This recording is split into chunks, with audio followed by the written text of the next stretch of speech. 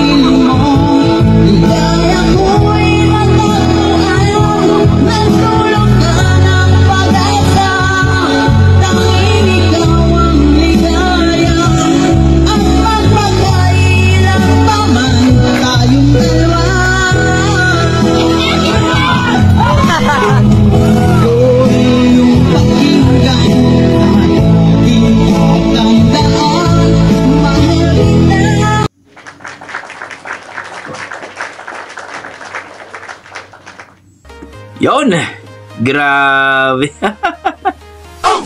Ang lupit. Amazing, ang galing, ang ganda ng timbre ng boses ni Kuya. Ang daming tao, no?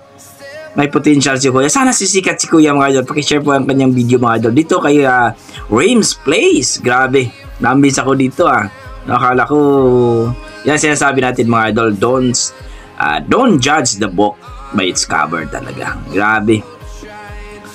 Parang lip-sync lang daw to no? Pero kitang-kita natin mga idol, sigawan yung mga tao. Kayo dyan mga idol, ano sasabi niyo sa kanyang performance ni Kuya? No, hindi ko kilala siya, pero dito sa video ni Rims, please, supportan po natin ang kanyang Facebook page mga idol.